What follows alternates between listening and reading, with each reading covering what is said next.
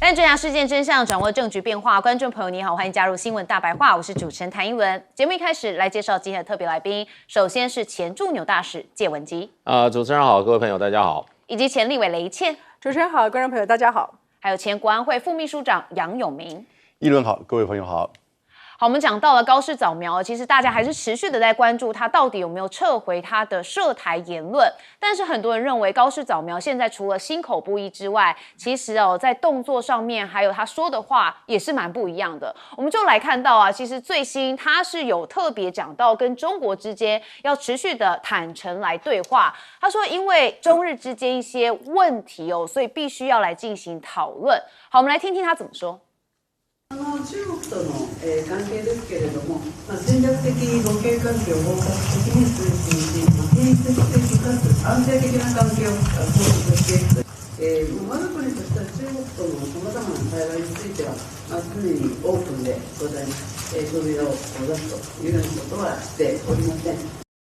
好，他说没有关闭大门还是希望能够有一些坦诚对话。但是在谈台湾有事这件事情他又讲说要从各层面对中国耐心的说明。那对于他之前说的这个存亡危机事态的答辩他还是再度的阐明自己说不会改变日本政府既有的立场，而且会从各个层面对中国以及国际社会持续的耐心进行说明。好，那现在这个涉台言论他到底有没有做出反省啊？现在在国会答辩当中，他有提到对引起中国反弹的涉台言论有做反省，那也明示有关谈话超出了日本政府的标准答案。但很多人说真的有吗？因为我们来看他的动作，现在日本动作频频，他们希望要在冲绳部署雷达部队。好，这是日本防卫省冲绳防卫局将在北大东岛来部署航空自卫队的移动式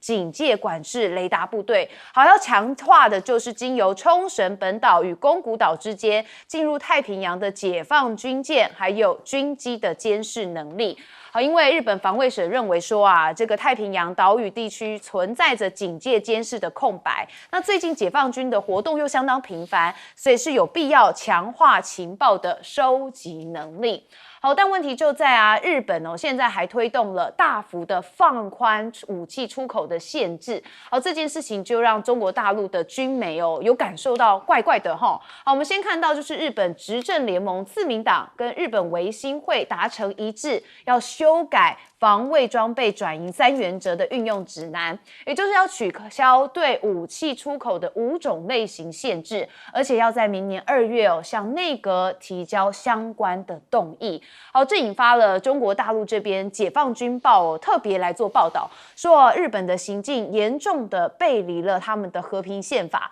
而且也严重破坏的是战后国际秩序，对地区乃至世界的和平稳定构成了一个严重的威胁。那日本向全球大规模出口杀伤性武器的大门已经彻底被日本他们自己给推开了。好，那日媒这边则也爆料说其实中国外交部从11月以来用外交的动作频频在出招。好，我们看到是积极的召见了驻中国的新加坡、菲律宾等东协成员的大使。也为什么呢？因为要求他们批判高市早苗的台湾有事论，而且在德国跟法国等大使跟中国大陆外交部会面，也曾经收到了类似的要求。好，所以可以看到知情人士说，这将会是一场国际宣传战，那也就迫使每个国家都要采取行动支持其中一方。好，那中国大陆当然是想把日本形成一个孤鸟的感觉啦。好，那对延期贸之前我们讨论到的也采取反制，那现在中国大陆国台办特别讲说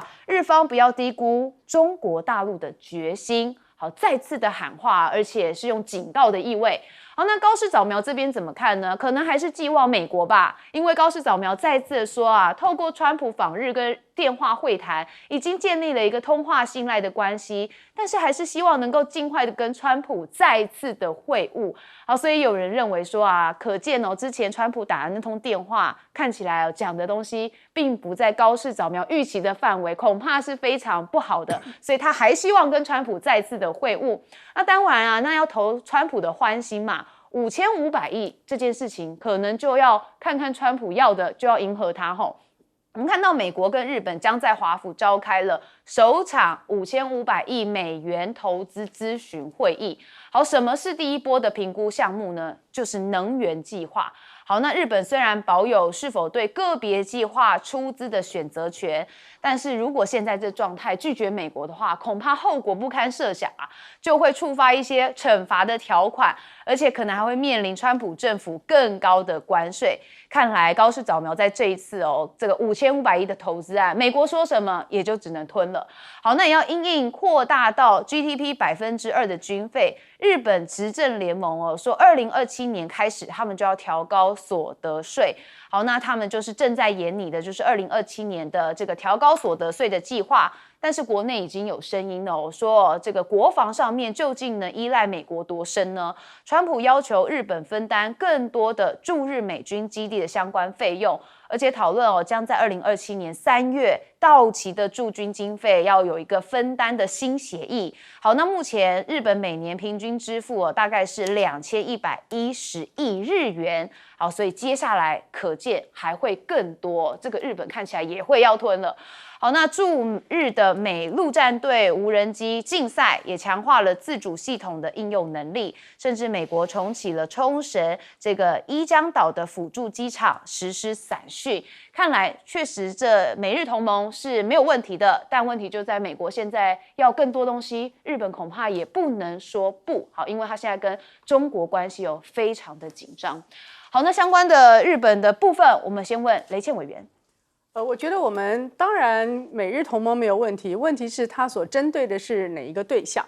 如果我们今天看到高市早苗，他似乎在言语上面有所缓和，但是同一时间，日本的军方的各种的备战，包含了他从军费到军武，一直到军事的情监侦，就是情报监察跟侦查的部分呢，都在持续的布局，而且这些持续布局仍旧是在第一岛链，那显而易见的针对性是非常非常强的。那么今天高市之所以在言语上面有一些缓和，不能够说是他的立场的转变，因为他的立场从他从政以来似乎都没有转变，但是的确是形势比人强，因为中国大陆的反应比他们原先预想的要强非常多。更重要的是，现在的反应是非常直接的。我们不单是看到中国大陆的百箭齐发的这个沿海的军演，同时你也看到中俄两个航空机队的联合演训。他们中间呢，尤其是我们看到从这个大东这边往北移的部分，你就可以很清楚的看到，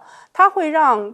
军事专家，尤其是日本的军事专家，知道他已经现在没有后方，他也没有东京可保卫的地方。也就是说，如果我们从一个国家战略的角度，虽然日本他现在他自己称他不是一个正常国家，但是他最高的是国家安全的战略，就是 NSS， 就像美国最近才刚刚发布的。中间呢，它会有一个防卫计划的大纲，最底下的一层呢，就是 ISR 啊，就是它的情报啦、情侦监这些部分。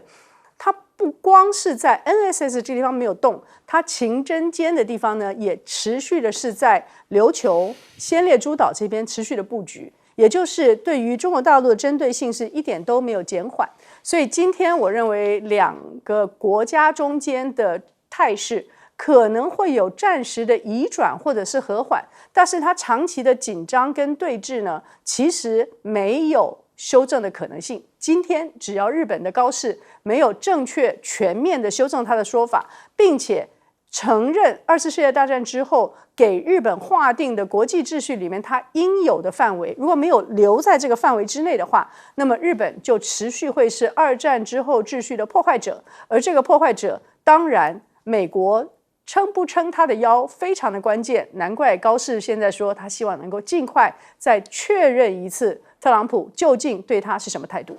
好，所以现在很多人就会关心嘛，这个中日之间的这个纷争情绪恐怕非常难解，有可能长达到2年或是3年，因为之前钓鱼岛事件是到了2年他们的关系才和缓。好，我们接下来问谢大使。其实钓鱼岛那个问题没有这个问题严重，因为中国大陆当时钓鱼岛并没有让他驻联合国大使连发2信给联合国秘书长，而且明确指出来日本的意图跟日本的这些作为的意涵。那这个傅聪的信里面他讲，这是日本战后首次用武力威胁来干涉中国的内政在台湾问题上首次使用所谓的这个存力事件，然后要动用这个集体自卫权，这个是动武的一种威胁，做武力威胁威胁使用武力。所以这件事情的话，有人说2年，这要完全看高市早苗他未来的政治前景，跟他是不是在这个问题上他有做出令中国大陆能够接受的一些举措。目前为止的话，中国大陆认为他是怎么样？他是提油救火，而且毫无诚意，毫无诚意。而且他中间还错误引用了这个中国大陆完全不能接受的这个旧金山合约。然后最近的2次发言，中国大陆也都是立刻加以驳斥，尤其他这个讲到说这个台海的问题要透过和平对话解决。人家都讲说，这个台海问题和平对话解决，各国的讲的是由台海双方由台湾海峡两边来共同用和平对话解决。可是高市早苗把这个台海双方把它认为是刻意把它忽略掉了，好像台海的问题要日本跟中国来和平对话解决。那中国大陆的回应立刻就说，台湾的问题是中国内政问题，任何人无权自舵。所以我觉得高市早苗，不晓得是出于有意还是无知他事实上他目前的为止除了他这个反省说之外，其他都是火上加油。那所以我认为中国大陆对日本的做法会做一个全面性，而且持续性，而且会不断加强的一个日中关系的降格降等的一个工作。那这次就变成就是说，日本方面对美国感到非常的这个挫折我看已经各种的不同的说法已经都出来，用语很多，有说感到沮丧，有人说感到失望，还有人说感到恐惧。那这个我觉得还是要用岸田文雄的话，岸田文雄在接受访问的时候对这件事情，他特别表示说他很忧心。为什么很忧心？他说这件事情美国政府到现在没有做出任何强力的表态，而且呢，他说这个记者在问这个白宫这个发言人李维特是等于川普的分身了，他讲话非常有权威性那他的回答，李维特他特别讲，他是引述川普他说川普总统认为美国应该维持与日本非常强固的同盟关系的同时，也应该与中国建立良好的实务关系。所以呢，这个解读就变成岸田文雄说，他说这个看起来美国政府对目前这个事情是采取平衡的做法。他说可是我们日本跟美国是有攻守同盟条约的，是属于盟国，那中国大陆跟美国并非盟国，那在这个情况下，美国用这种平衡的手段来评述，在这个问题上用一个平衡手段站在中间，那他认为令他非常非常的担忧。所以这个事情其实美国为什么这样做，那我觉得现在美国也没讲清楚。不过美国基本上是没有替高市早苗做一点事。高市早苗说我要跟川普面谈，美国也没有回应。所以这个是我觉得高市早苗会越来越觉得情势对他并不是那么有利。好，因为这个川普就是以自身利益为主了，他明年有一件大事要去北京要跟习近平见面的。教授，我们当然在这里对高市早苗的发言是有所批判亚洲国家其实也都有所质疑了，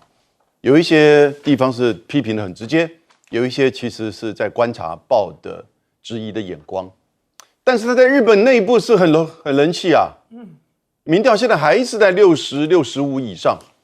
最高的时候来到75。那是为什么呢？我觉得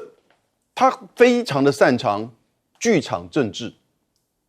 而且会懂得民意的操作，然后呢，身段真的是，也许因为是第一位女性首相，她可以很柔软、很低调，鞠躬90度，也可以很坚定，因为她是一直保守右翼的政治人物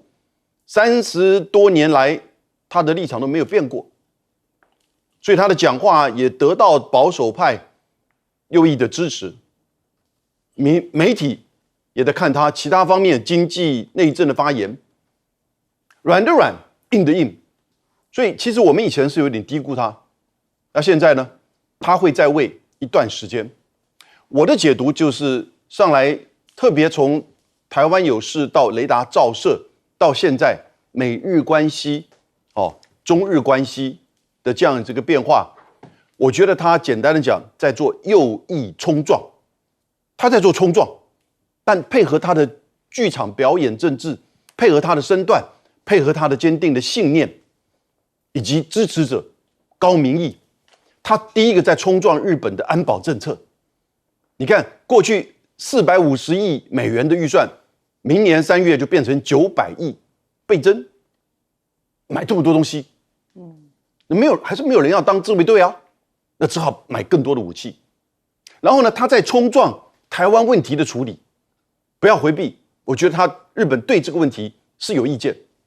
虽然他现在改为是说希望和平解决，这也是一个态度啊。然后他并没有收回那个台湾有事的发言呢。他第三个在冲撞，他在冲撞中国的军事发展，因为他觉得这是对日本国家安全的威胁。我觉得在日本这边是很能够接受的哦。你要换个角度而言，你看到这一次的中俄联合巡航以及辽宁舰，不管这个雷射照射，那个小泉进次郎是荒唐到极点，清晨2点钟开记者会啊，打仗了吗？飞机掉下来了吗？地震了吗？通通没有，我们被雷达照射啊。没有人听懂是什么意思，还不如中国大陆公布那个录音档，大家都听懂了。可是没有关系，因为他在冲撞中国军事威胁，然后日本因为感觉到威胁生命存亡危机事态，其他的理智都先放一边。我看到了比较中性的、比较和平主义的一些言论，现在都比较淡化一点。这是日本人的个性。现在当然关键就是美国对他保持距离，冷眼旁观啊，他很害怕。中国在经济上持续的再去抵制他，所以这两个问题川普和经济是他现在面临到最大的问题。如果明年上半年川普跟他继续保持距离，因为要去北京；如果明年上半年日本经济持续的低迷，我觉得高市就面临到最大的考验，他的支持率可能就会每况愈下了。好，我们休息一下，马上回来。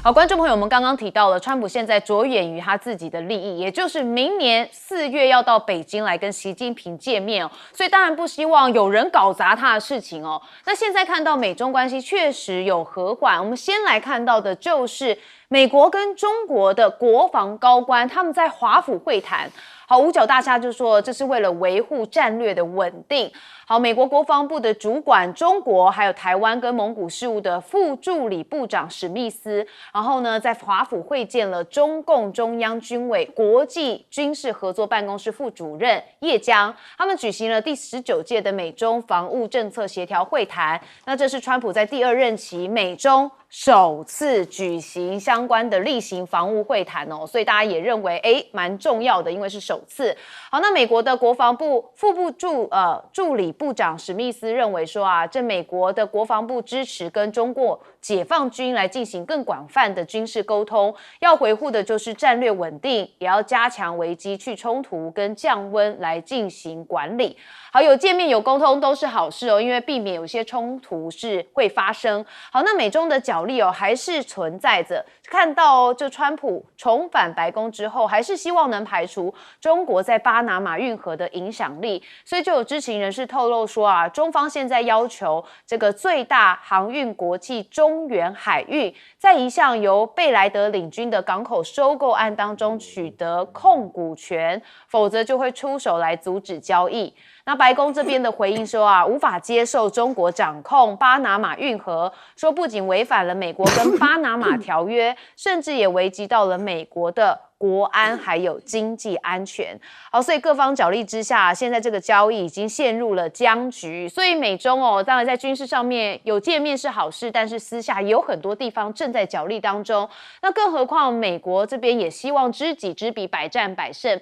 他们最近美国智库有在研究中国接下来70后官员是不是会改写北京的路线呢？就说因为2026年是成为中国政治还有对外路线的一个关键转捩点。好，那不仅牵动了是美中关系跟科技的发展，那也因为1970年代以后出生的新生代的官员会大量的出任省级的领导职务，所以会逐渐的接棒权力的核心。所以美国智库正在积极的研究当中，接下来会有什么样的变化，他们也是持续观察。但是美国现在很担心中国大陆的木马屠城，主要原因就是因为 Intel 他们遭到共和党议员质疑说有危害国安，理由就是因为他们公司正在评估有一家跟中国密切相关的，而且旗下部分单位还曾遭到美国政府制裁的设备商，他们所产生的晶片制造工具用于 Intel 最先进的制程。好，这件事情引发美国国会的高度关注，甚至国会议员相当的跳脚好，那美国国会甚至现在也说中国大陆是以科学合作为名再把美国机密的技术转移到他们的军方，那这当然不得了所以他们就有说中国是正利用美国能源部资助的科研合作项目，他们是将了敏感的核子技术跟具有经济还有国安价值的创新成果，那为解放军提供了相关技术还有情报，就希望他们美国自己的政府部门要特别注意这些状况。好，那中国大陆这边当然知道现在是一个 AI 的世代而且马上就希望能够超英赶美。好，所以呢，路透就说了，中国科学家已经在打造出一个能够生产尖端晶片的机器原型。那北京设定的目标就是要在2028年前要使用这台原型机生产出可用的晶片，而且在2025年初就已经进入到了测试的阶段。好，所以他们中国的国产EUV 原型机正在测试当中。好，那要测试离真的要开始有一些状况或是有一些成果，那很多人就觉得当然是不远了，至少有在进行。好，那美国的科技企业也不断的增加对资料中心的投资，那希望能够提供 AI 技术发展所需要的算力。那电力基础的设施老化、输电线路的建设缓慢等问题，其实也正在拖累美国的资料中心设备。那《华尔街日报》则报道说美国在这几年对电力的变压器的需求是激增。那变压器的工厂积压了很多大量的订单，但是技术工人短缺，让美国的电网扩容的进程其实遭遇到瓶颈。那现在到底全球最大的电网在哪里呢？好，说在内蒙古，就是因为中国拥有世界最大的电网。2021年到2024年期间，不好意思，是2010年到2024年期间，中国的发电量增幅超过了世界的其他地区总额。好，你可以看到美国跟中国的发电这个能力对比起来，中国是直接往上冲。好，所以微软的执行长纳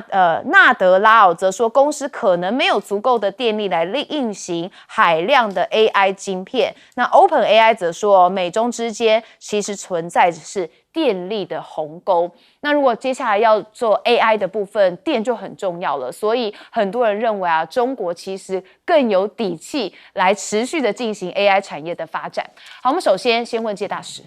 我想就是说，在科技上面的竞争事实上的话，就以现在在 AI 这个晶片上领先的这个 NVIDIA 的董事长黄仁勋的讲法说他讲过2次。他第一次人家这个访问的时候，公开访问说，现在中国大陆 AI 的芯片跟美国差距多少？他说秒奈米。他意思说根本就已经并驾齐驱了。可是他第2次，他随后又讲过1次，大概中间隔了3个月，他说差6个月，6个月。那最近他做一个演讲其实我们刚刚讲6个月只是芯片只是芯片，因为黄仁勋他讲这个有关 AI 产业的5个层面。这5个层面啊，第一个层面就是电力，就是能源的部分，因为这个所谓的这个资料中心啊，它需要大量的电力。对，所以现在美国以前美国有个3里岛的这个核能事件，当时这个核能事故害他把这个整个的这个3里岛的核能电厂3个都通通停了。其实只有1个出问题，另外2个没有出问题。现在听说美国要重新开启，然后把这些电厂直接给谁？直接给这个芯片公司，直接给 Intel， 直接给美国制造芯片的公司，因为他们缺乏电力。那这是第一层，第二层是什么？就是芯片制造跟这个系统。第3个黄仁勋讲就是所谓的基础工程，这是相关的，你的建厂的能力，你的还有就是说你的相关厂房的这个建造的能力，还有因为这些厂房建造也不是随便可以做的哦，你很多厂房要做无尘工厂。事实上能做无尘工厂，我们台湾有3家非常强，股票也涨得很快。华为到我们台积电出去盖厂都要找这几家的。哎，你美国盖也要找这几家，这就是所谓的 infrastructure。另外还有就要讲到什么？他要讲到所谓的 AI 大模型。AI 大模型就是算法，它不是算力。另外一个还有什么？另外一个就是所谓的应用程式。也就是说，你 AI 你最后你要应用，你是自动驾驶的应用呢，还是医疗远距医疗呢，还是做什么这种各种的应用？这5点。事实上看起来美国领先的好像就是有晶片生产部分哦，其他部分好像都还没有什么领先。因为黄仁勋他做了一个很出计，他在这个演讲里面讲说，他说美国的中国大陆的电力供应是美国的2倍，所以你基本上你要大的资料中心的话，你没有电力你也建立不起来，你光有晶片，所以这个是个整体的。所以今天就是说，在这个整个的这个竞争上，美国是尽全力在跟中国大陆这个。可是问题现在你看5个层面里面，美国看起来只有芯片制造，而芯片制造最近黄仁勋得到美国总统特许给他卖 H200， 中国大陆到目前没有说要买，还在检讨当中。可见你黄仁勋的它上面还有一级第2级的产品，中国大陆不见得现在需要，你就知道双方差距很近了。好，那差距这么近，现在到底该怎么办？因为黄仁勋其实是蛮紧张的哦，雷倩。对，其实刚才大使讲了，就是说，如果你单点从芯片看的时候呢，美国即使在 AI 中间还有一些领先优势，但是现在中美2国在比的是360度的全方位的国力竞赛。尤其是在工业制造科研方面呢，中国大陆到目前为止，如果你看到他12月14号在14.5的收官的会议里面，他简单的就总结了2件事情，就是上天入地下海这些呢的科研的成果令人刮目相看，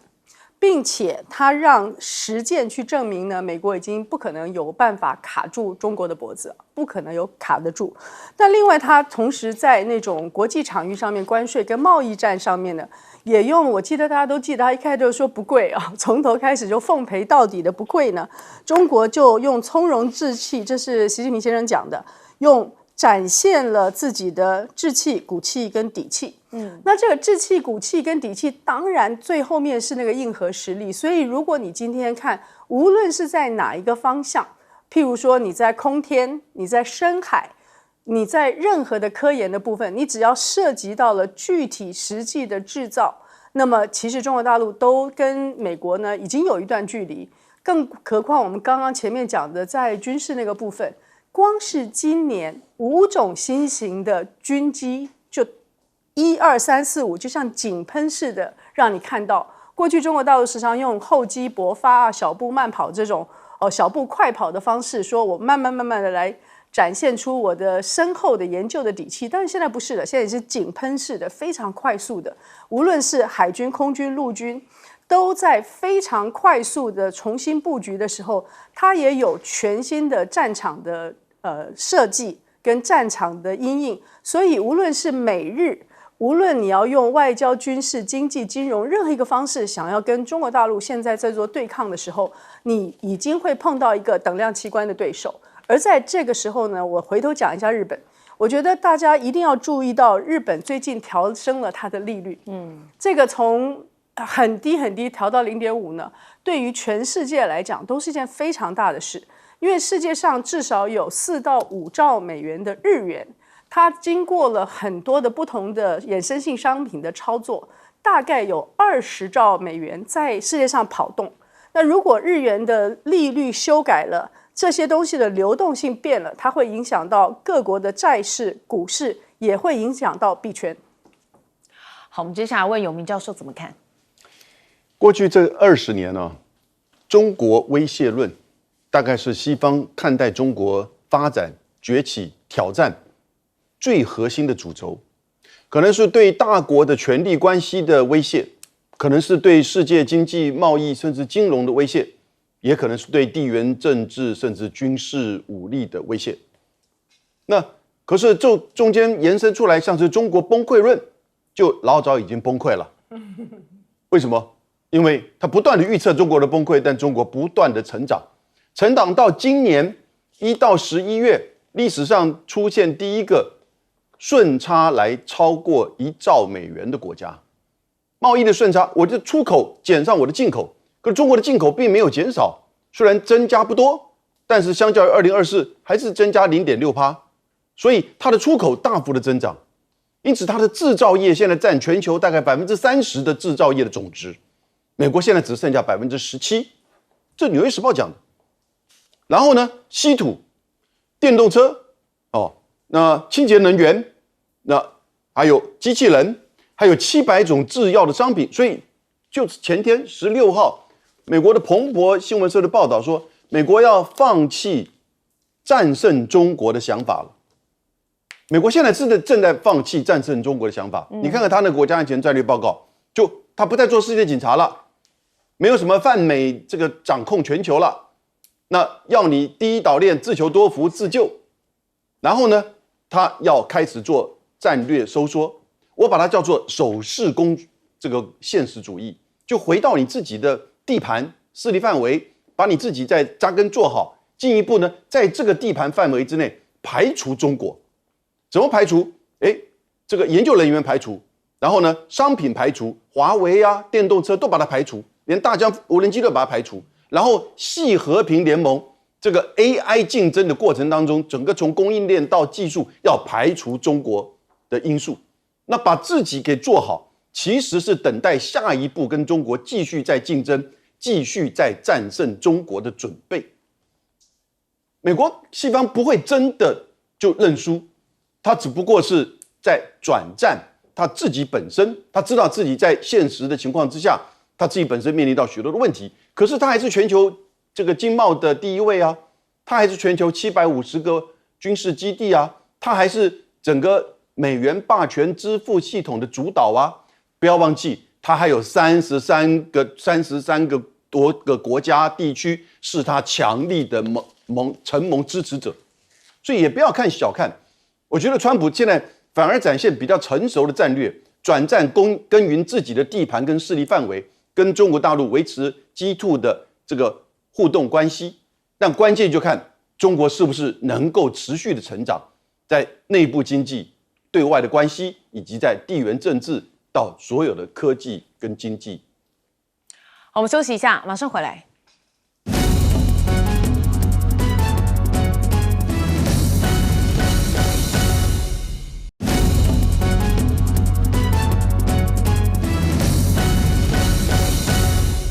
好，川普发表了一场全国的演说，好，已经结束了。他讲了18分钟，好，里头也说他自己结束了8场的战争，那也再度夸自己的经济施政相当良好。但是我觉得他最大心魔还是拜登。一轮之前就曾经讲过，因为他到哪里都要批评拜登。他说他今年重返白宫时接手的是个烂摊子，也就是因为在拜登领导之下，美国没有受到重视。但在他的执政期间美国赢得了尊重跟钦佩。过去11个月里，我为华府带来了积极变化，比美国历史上任何一届的政府都很多。他说他是大多数人都会同意这点的。好，那我们也看到啊，重回白宫未满1年，但是他的民调现在已经非常的不好啦。好，川普的民调啊仍然在低谷徘徊，选民对他处理经济的满意度降到了新低，那已逐步的从不可挑战强人转为跛脚的领袖。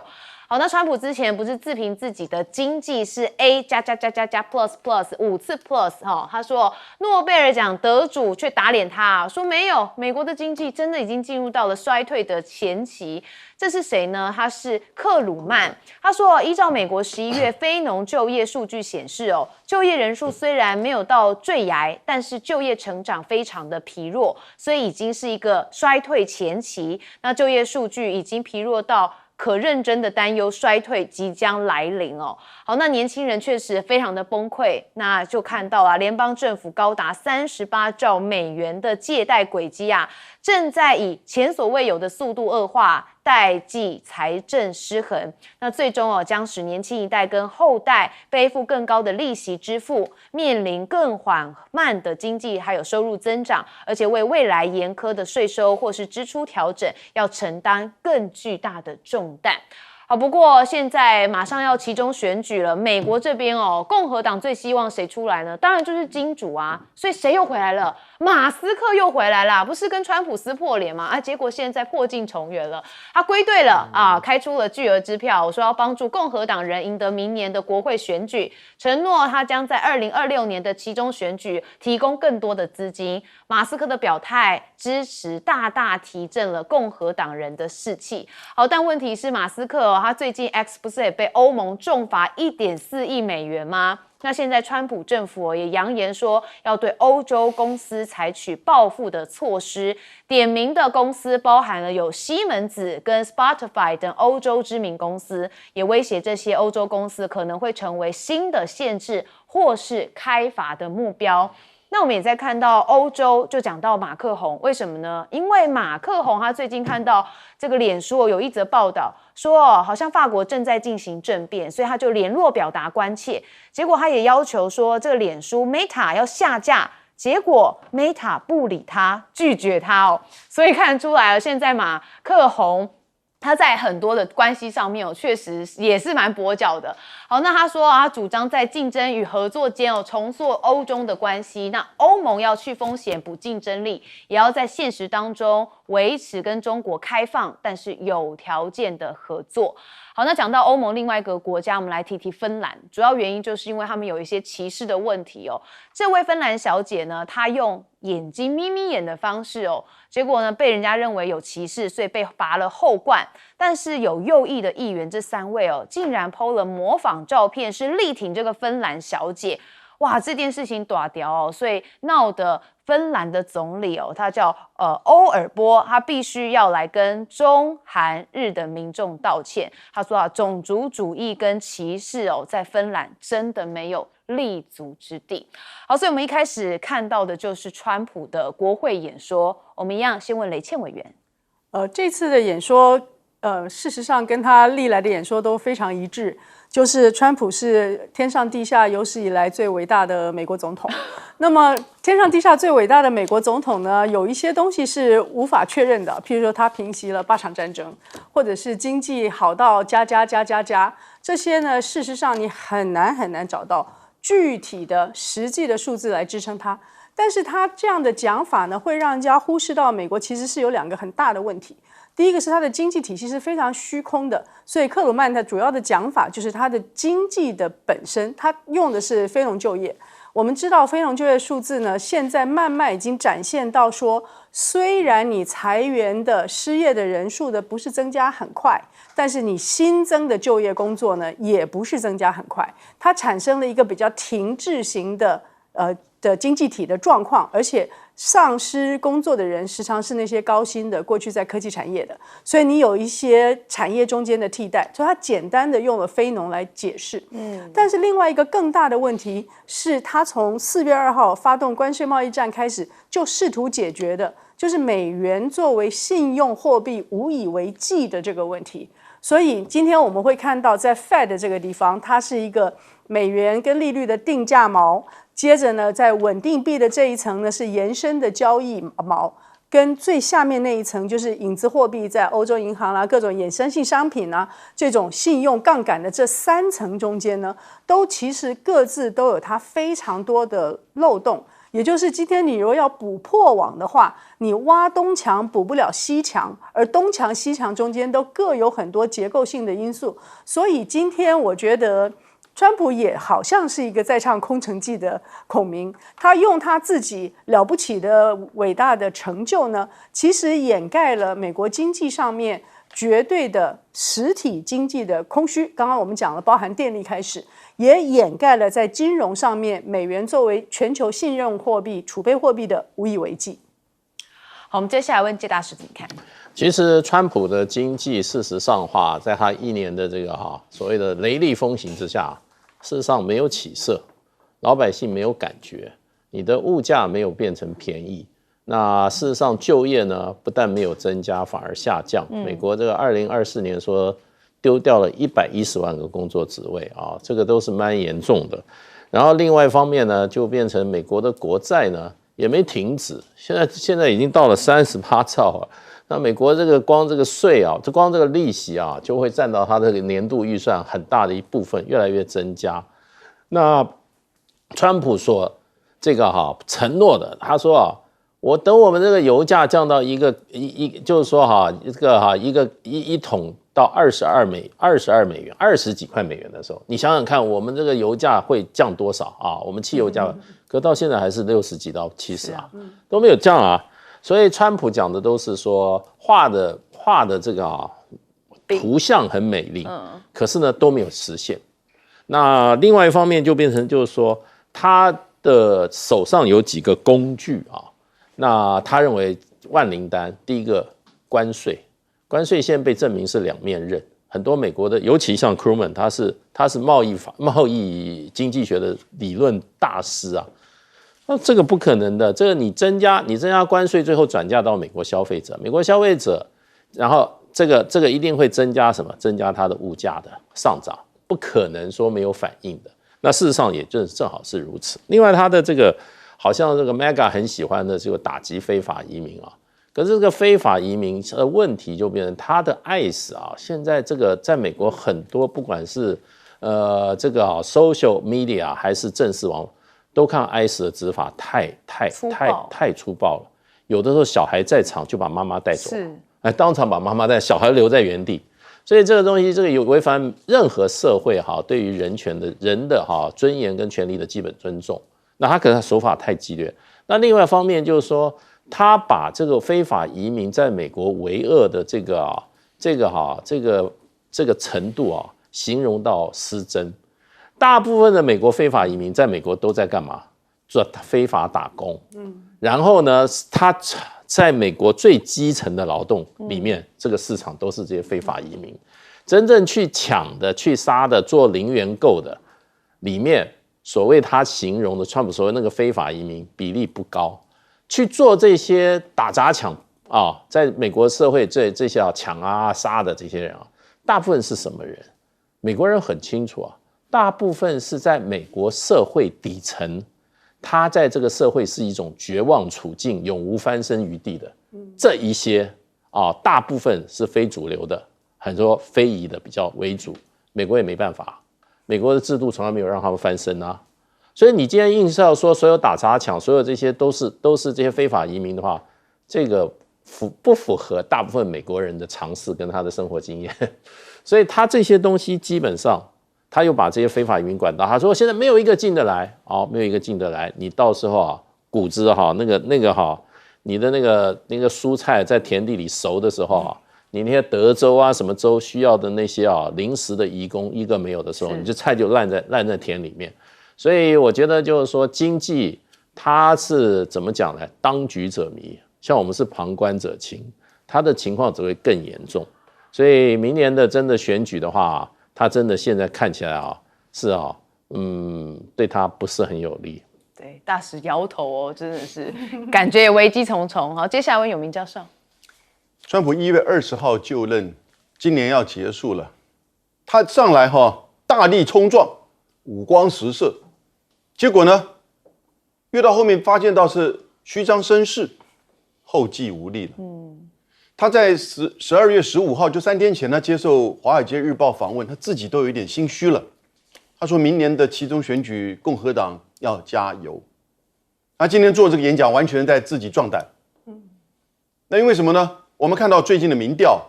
比较这1个月来1年来，那他的民调支持率其实只剩下42%，不支持率来到55%，甚至有的民调接近60%，呈现一个4-6的变化了。他刚上来的前几个月是6-4啊，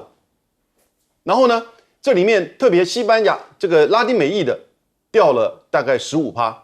独立选民掉了20%，年轻人18到29岁的，没有说美国人18岁投票，掉了12%。然后呢，大家对他这个政策重点都觉得搞错方向，74%的人认为是经济、物价，然后呢，健保跟工作。结果呢，他在做反移民、治安、外交、全球关税战，只有20%的人认为，这个是最重要的。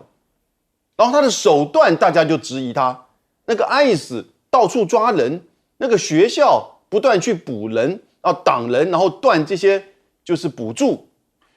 加州旧金山大学全世界最有名的天才数学家 Terence Tao 自己都必须要不断的上节目，要去募款，拜托政府支持他的数学研究计划，是美国基础研究的核心。所以在这样的情况之下，到了明年呢，他现在一开始马上开局，第一个最高法院会判到底那个关税合不合宪？那第二个，那相关的这些法律案会追着他，然后呢，经济会开始出现这个状况。他当然这时候也运气好，他可以换一个就是联准会的主席。那但是你这种降息能够救多少呢？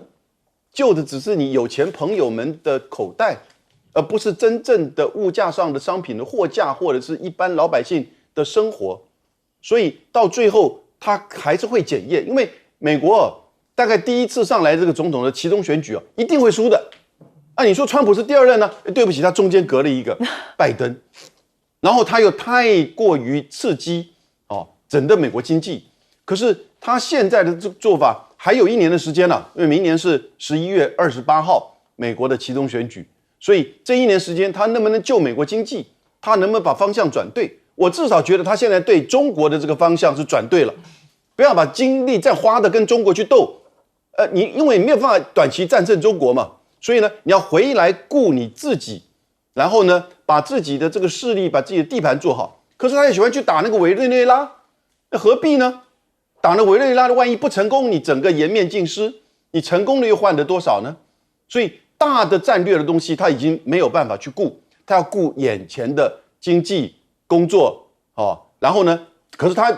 理念上是 MAGA 的经济MAGA 的政策，所以他只好拿钱不断的来做补贴，撒币拜托别的国家买更多的美国商品，但是能够做得到吗？有多少效用呢？